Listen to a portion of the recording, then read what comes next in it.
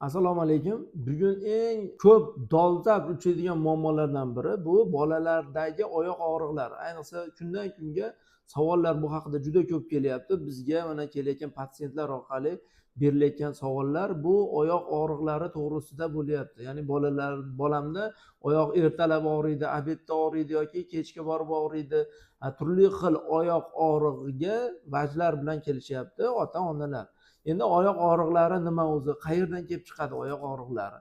Oyoq og'riqlari yaxshi sifatli va yomon sifatli oyoq og'riqlariga bo'lsak bo'ladi. Oyoq og'riqlari asosiy eng ko'p uchraydigan bolalardagi turi bu birinchi o'rinda aytib o'tamiz 3-12 yoshgacha, ba'zan 2 yoshdan boshlab boshlanadi. Bu o'sish oyoq og'riqlari. Ya'ni nima degani bu o'sish og'riq? O'sayotgan vaqtda suyak mushakka nisbatan tez o'sib ketadi. Shuni hisobidan mushaklarda tortilish, cho'zilish kuzatiladi. Bolada harakatlarida, ya'ni ko'p harakat qilganda, ko'p yugursa, harakatlangandan keyin kunda ikkinchi yarmida paydo bo'luvchi og'riqlar bu shu o'sishga bog'liq bo'luvchi oyoq og'riqlari hisoblanadi. O'sishga bog'liq bo'luvchi oyoq og'riqlari nima?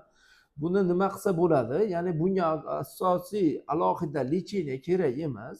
Bu yerda asosan massaj yoki bo'lmasam o'sha ota-onasi tomonidan og'riq qoldiruvchi mazlar orqali bola o'zi ko'rsatadi qaysi mushagi ko'proq og'riyapti.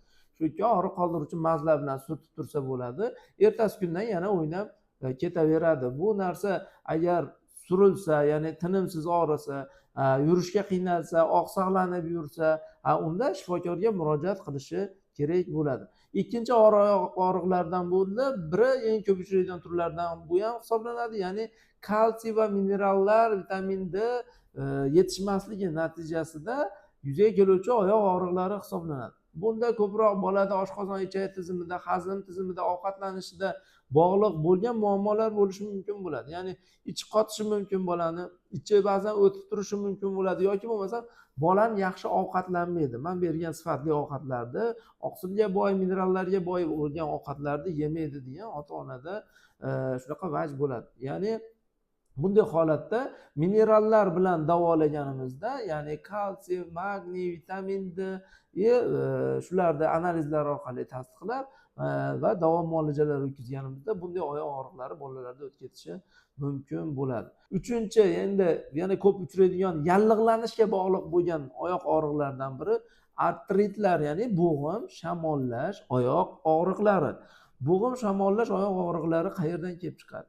Ya'ni bola bo'g'imida qandaydir moyilligi bor shamollashga yoki bo'lmasam doimiy angina, ya'ni aytamiz tomoq og'rig'i yoki doimiy shamollash bilan stafilokokk, streptokokli infeksiyalar bilan tez kasallanadigan bolalarda bo'g'imlarni shishi yoki bo'lmasam bo'g'imlarda og'riq bilan ketuvchi oyoq og'riqlari, ya'ni bo'g'im yallig'lanish kasalliklariga oid oyoq og'riqlari kuzatilishi mumkin. Bunda absolyut biz doim aytamiz kardiorevmatolog, ya'ni bolalar kardiorevmatolog guruhi analizlar, tekshiruvlar yoki bo'lmasam siz yon atrofingizdagi pediatrga olib chiqib buni maslahatlashgan holatda, ya'ni tor doiradagi mutaxassislarga ko'rinishingiz mumkin bo'ladi. Va yana uchraydigan oyoq og'riqlaridan biri bu travmatologiyaga bog'liq, ortopediyaga bog'liq. Oyog'i yassi oyoq, oyog'i X-obrazniy, oyog'ida deformatsiyasi bor, bir oyog'i kalta yoki nima deydi, bir oyog'i kichikroq yoki qanaqadir travmani asorati qolgan yoki operatsiyadan keyin yoki gipsdan keyin yoki boshqa omillardan keyin yuzaga keluvchi oyoq og'riqlari.